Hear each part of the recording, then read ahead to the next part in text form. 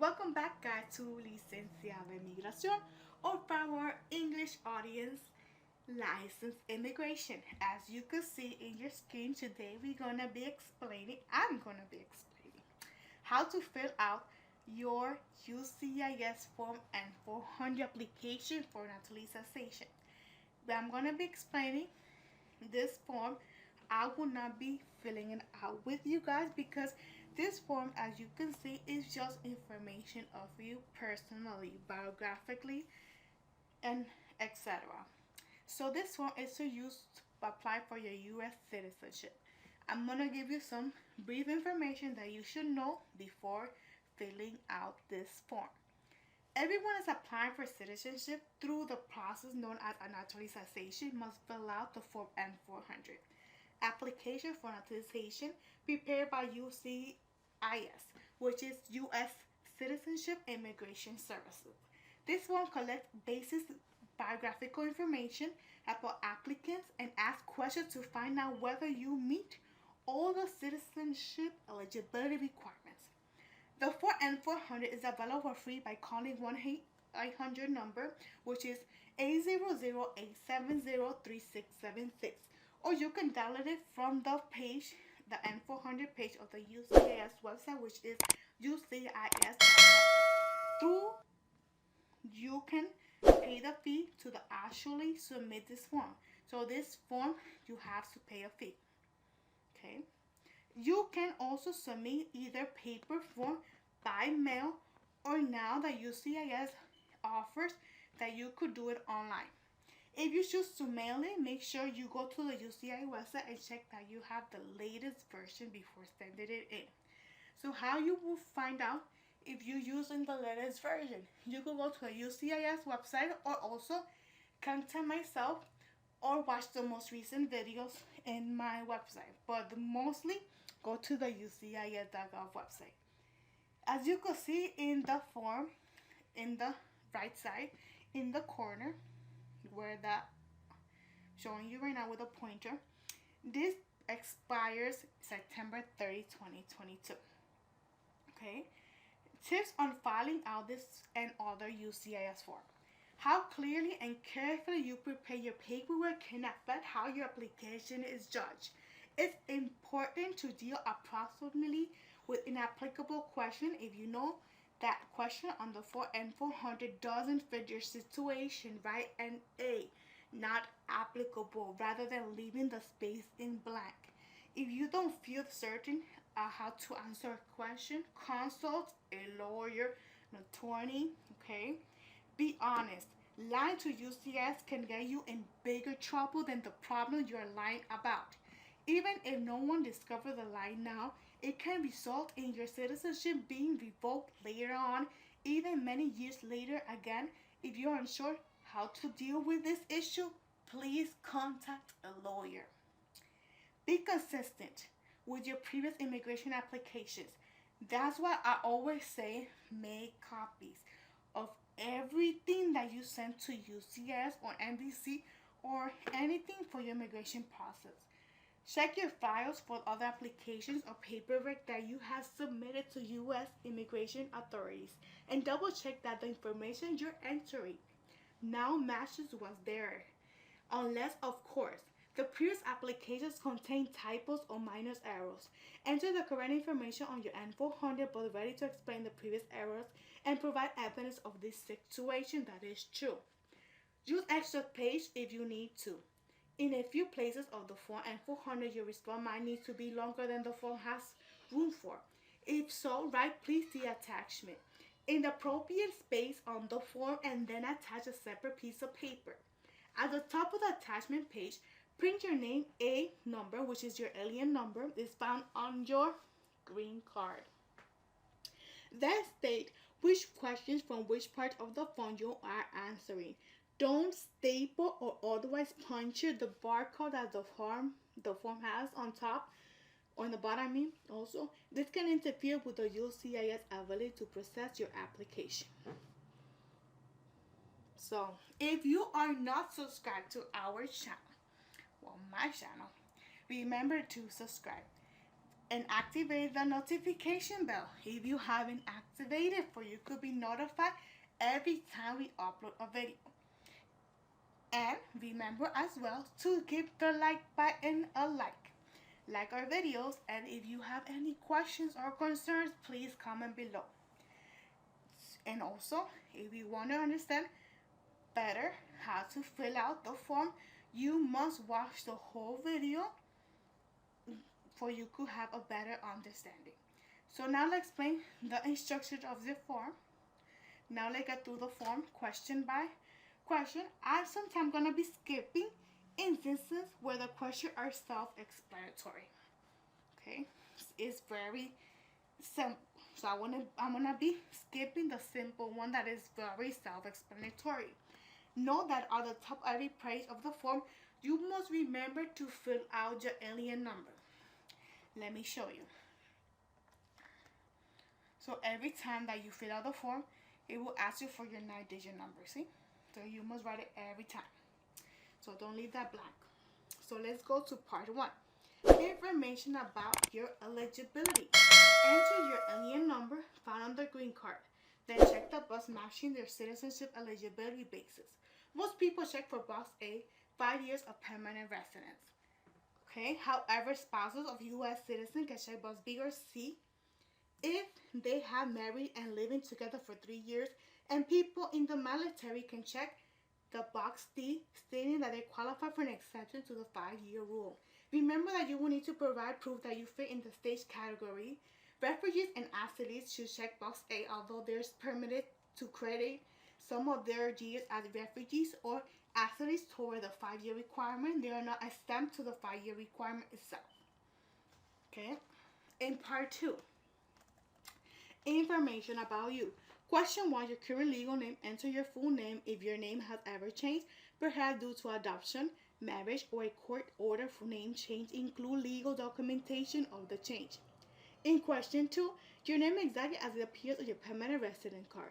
This question helps you USCIS match your application to your green card, so copy your name exactly as it appears, even if there are mistakes or your name has been or will be changed. In question 3, provide alternate versions of your name, such as form past marriages, as well as name by which you have been commonly known. For example, if your legal name is USCIS, but everyone calls you Joe, and it appears on someone on your personal records and document mention Joe on this part of the application. If, however, only the wife of your friend call you Joe, then you don't need to write it in here. If unsure, simply enter the nickname to be on the safe side. In question 4, name change is optional.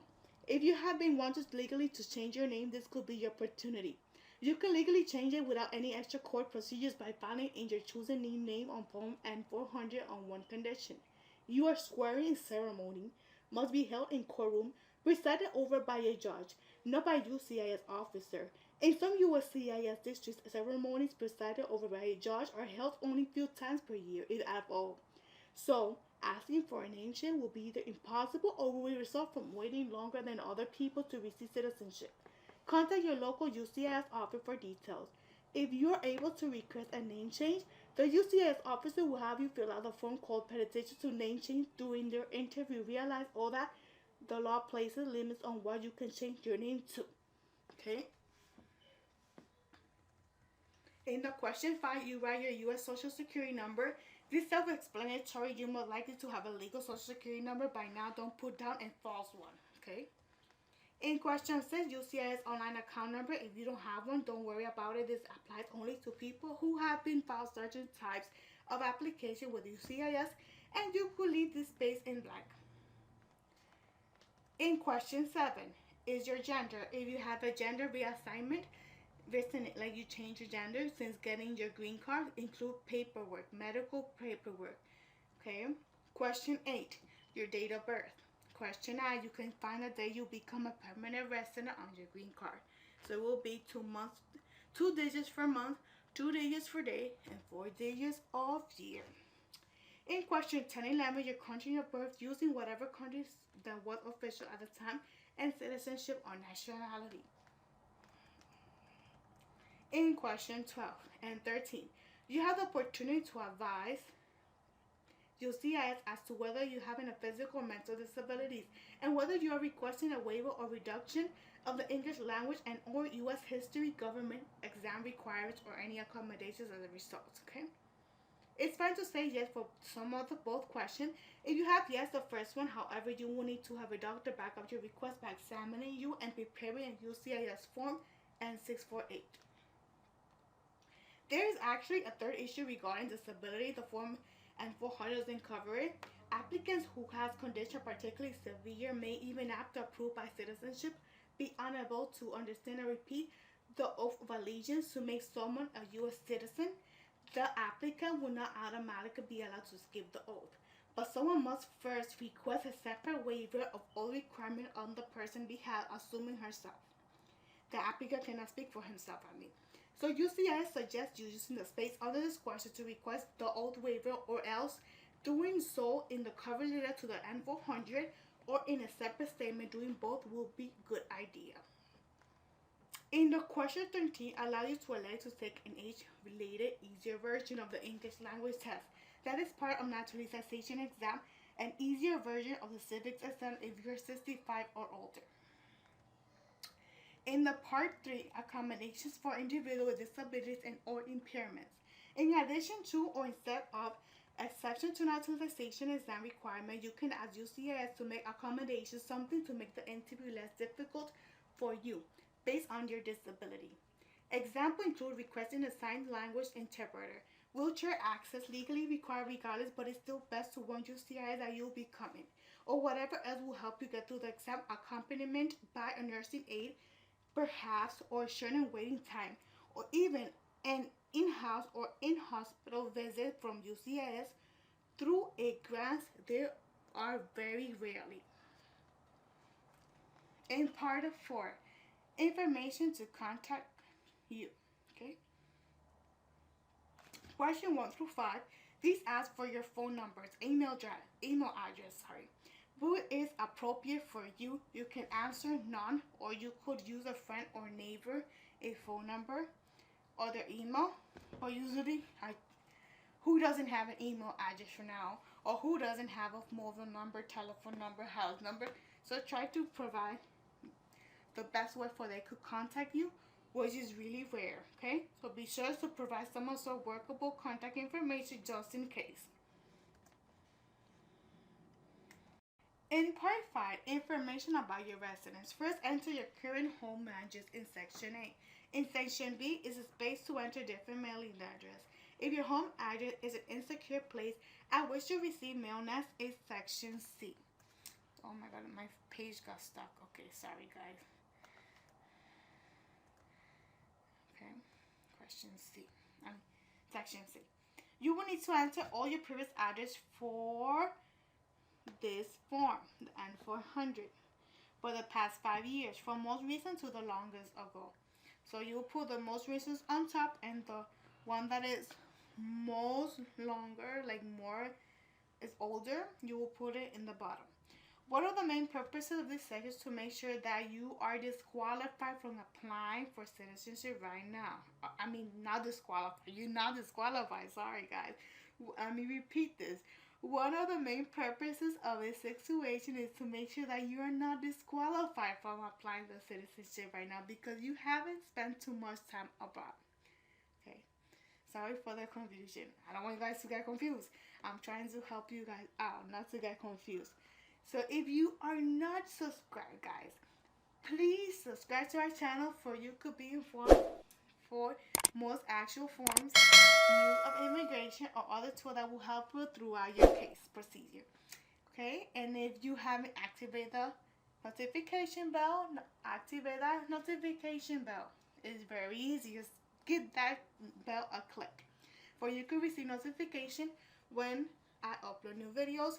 Give a thumbs up, give us a like when you watch this video. If you like the video, comment below if you have any questions or concerns to be able to understand the form or any information that we provide. Remember to watch the full video.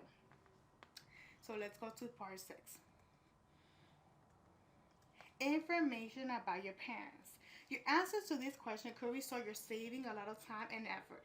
If you happen to have parents who are U.S. citizens, there's a chance by transmitting their citizenship to you automatically. Whether this occur depends on your various factors such as your date of birth, how long your parents lived in the U.S., and whether one or both of them were citizens.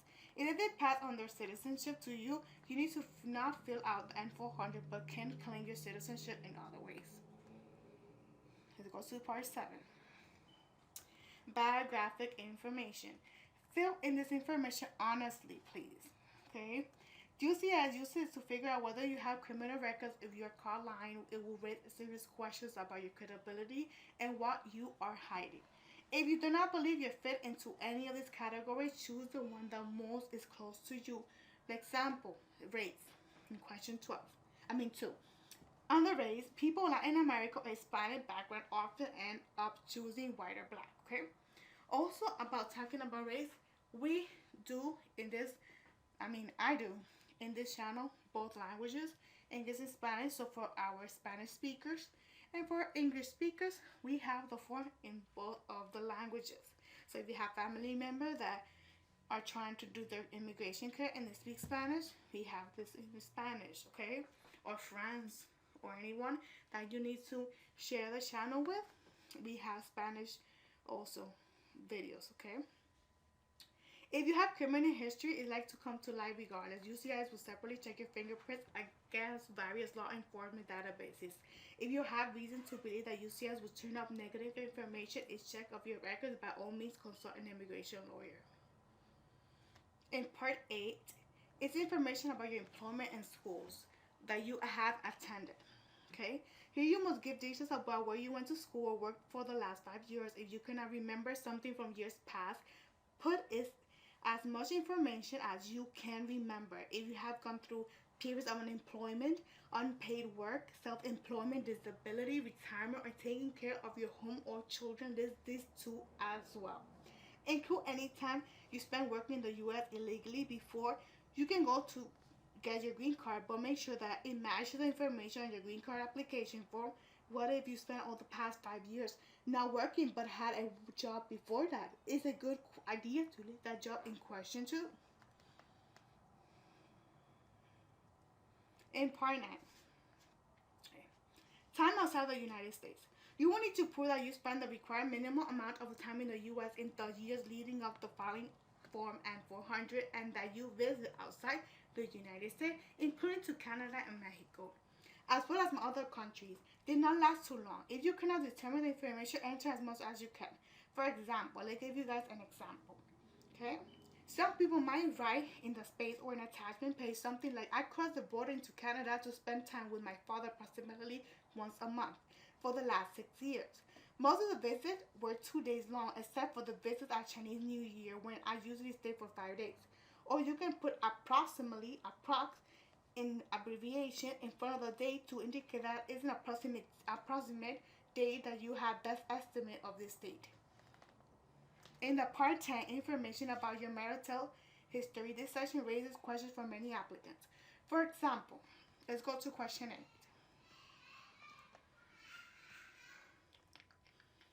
Question 8. It's a source of confusion, this question, okay? It asks how many times your current spouse has been married. The key is to understand that your current marriage counts as adding this up.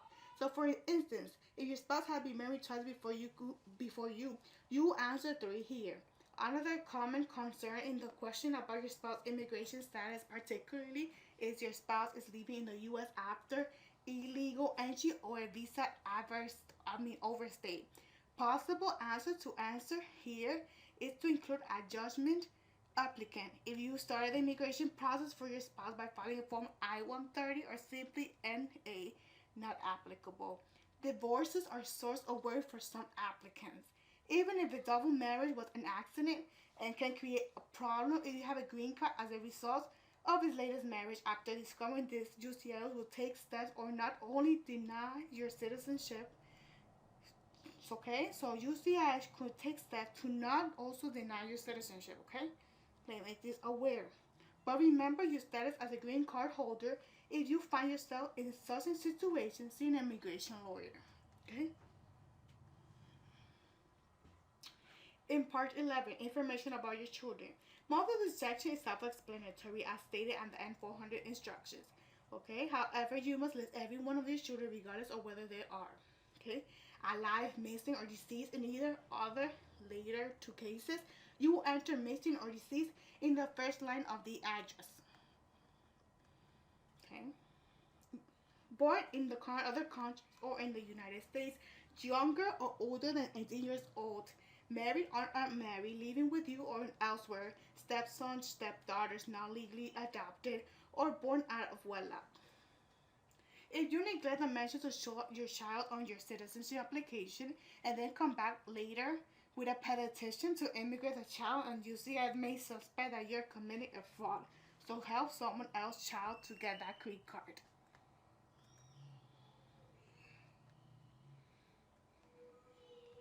Okay, let's go to part 12. Additional information about you. This question has to do with you, your basic eligibility for citizenship, in particular your moral character and the amount of time you have lived in the United States with a green card. If your answer to any of the question is yes, with a few exceptions discussed this below, you are at risk for your application being denied, and see a lawyer. In question 5, which asks whether you are legally incompetent or have been confined to a mental institution does not represent an absolute bar to citizenship. It does raise the question, however, of whether you are able to understand and therefore take an oath of allegiance required to a citizenship. If not, a disability waiver could help you overcome this hurdle, but definitely get help from an attorney.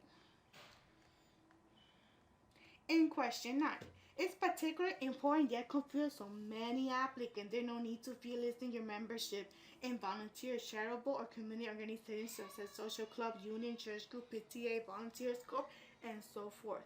These activities demonstrate your good moral character, and you must prove good moral character in order to be approved for U.S. citizenship.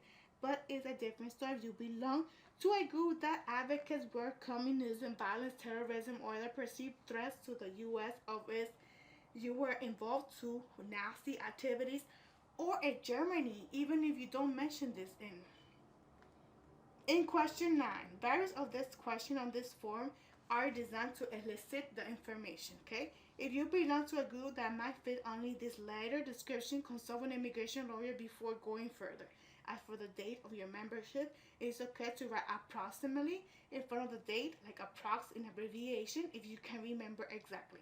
If you became a permanent resident through a claim for asylum or refugee status and you check yes to any of these questions in this section, you might want to consult an immigration attorney before going any further in this form or the case. Depending on the exact fact pattern, it's possible that you could undermine your underlying claim to asylum or refugee status. For example, if you answer question, let's go to question 16. Oh, sorry. Wait. I went too far. Sorry, guys. Let me go back.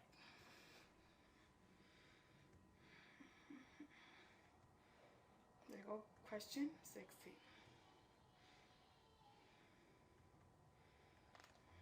Okay, let's go. As you can see, I went to up. I don't want to confuse you guys. Sorry. My scroll down, it went up.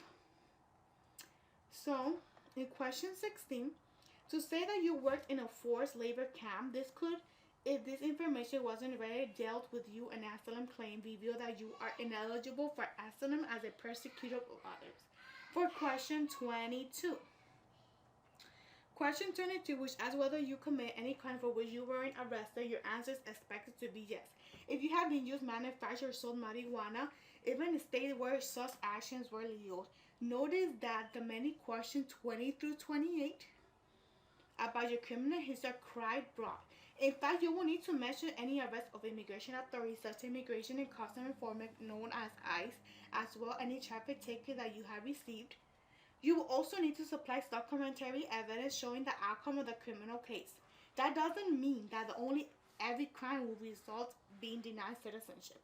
Traffic stop or tickets ordinarily will not disqualify someone who naturalizing, and USCIS are not unlike with other crimes. Require you to submit documentary evidence showing the outcome of you received only a traffic fine, or if you were not arrested and the other penalty was a fine less than 500 and or points on your driver license.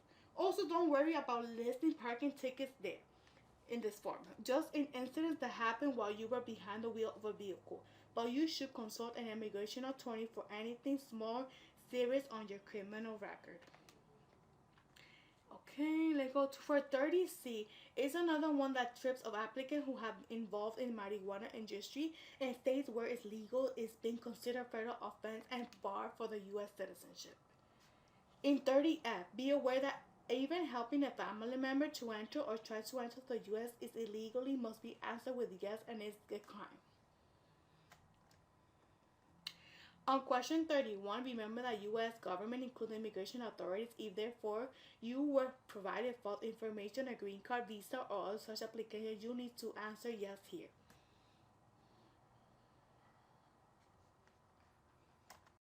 In question 33 through 36, ask whether you have been removed or exclusion or deportation proceedings.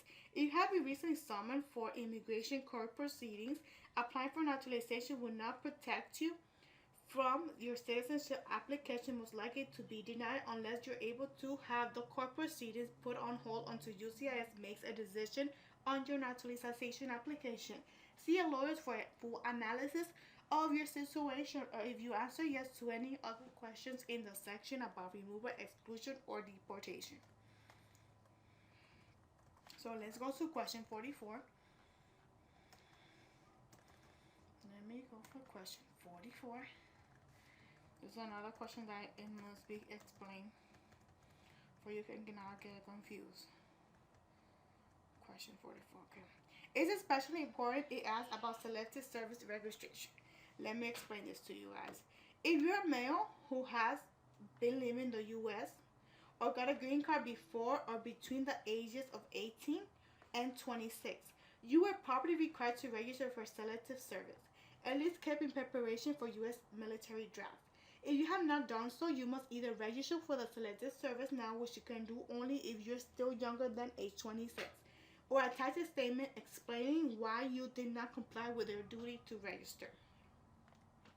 In question 45 through 50, you must demonstrate that you are loyal to the United States and will fight for it necessarily.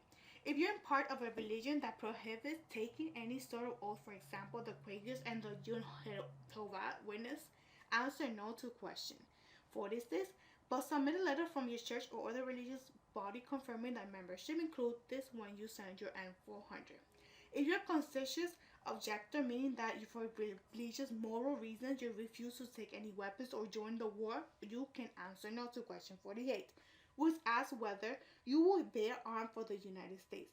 If you believe would prohibit you from providing any support to a war effort, answer no. To question 47, which asks whether you will be willing to provide non-combatant services, and you will have to attach proof of conscientious projector status and request take a modified oath of allegiance. In part 13, applicant, statement certification, and signature. Have you must promise to understand the N-400, and you have to provide accurate response. If you're disabled, not able to sign your own name, for example, because your hands don't work or because you have cognitive difficulties, you have two choices. You can either mark an X on the place of your signature, or your legal guardian can sign for you. After the signature, guardian should write in parentheses signed by guardian name or designated representative.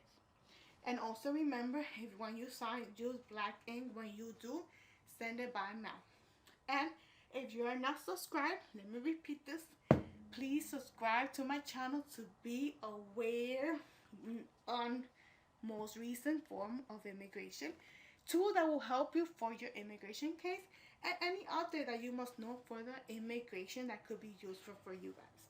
And also, for you have to be, remember, activate the notification bell to receive notification, and also give the like button a like because it will help our channel out as well as subscribing. If you're not subscribed, you want to be aware, like I'm going to explain this before I explain it, please subscribe. And remember to comment below if you have any questions or concerns that I could help you out. So let's keep on. In part 14, if you use an interpreter, contact information, certification, and signature. Okay, I'm gonna explain this part, but I'm gonna give you guys an advice about this part. If you use an interpreter, okay,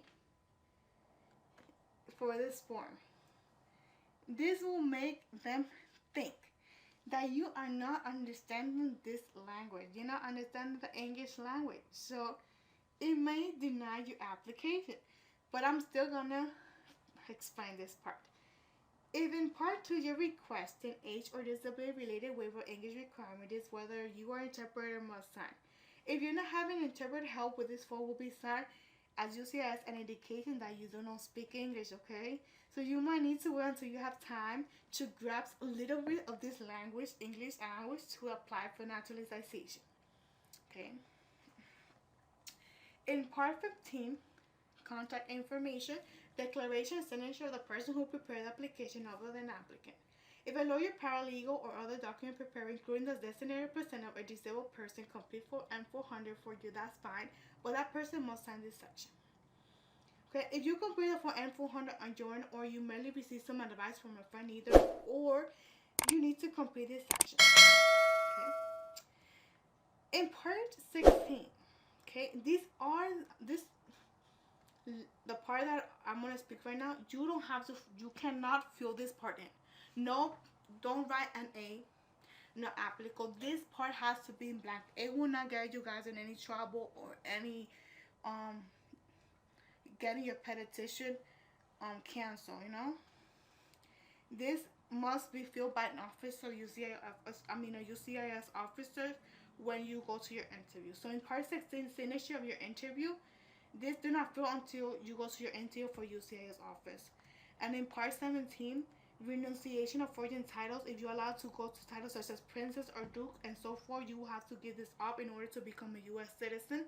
However, leave this blank for now. You will not fill in or the signed section until you are USCIS interview. Okay. In the part 18 of allegiance, you must also leave this blank until your interview with a USCIS officer. So you those part 16 to 18, you don't write anything. Just don't do any A. Don't do anything because this will be filled in when you go to your interview.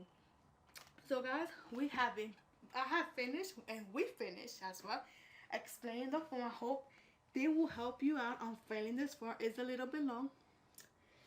Yes, you see, I'm messing up words because it's a long one. This form has 20 pages, so it's a very long form. So I do hope that this helped you, this video.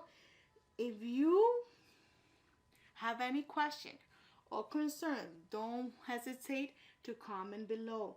I hope if you're in this process of N-400, I hope you do pass this exam. Best of luck to you or any family members or friend that are doing this. Remember guys to subscribe if you're not subscribed. Give this video a like. Active notification bell. Comment below if you have any questions. And until next time guys, and have a blessed day. Also be aware this video is by parts. So you will see it by parts, and later on I will try to make the video in whole, in a complete guide for you guys. Also, this video is also for Spanish speakers. If you have a family member or friend, I have this video in Spanish. And also I will be giving some other tools. Any questions that you guys have for this process, I will be uploading new videos. So this year 2022 will be giving you more information than before. Okay, so I want to help you guys have the best understanding that you can have. Okay, so have a blessed day and see you later. Remember to subscribe to my channel.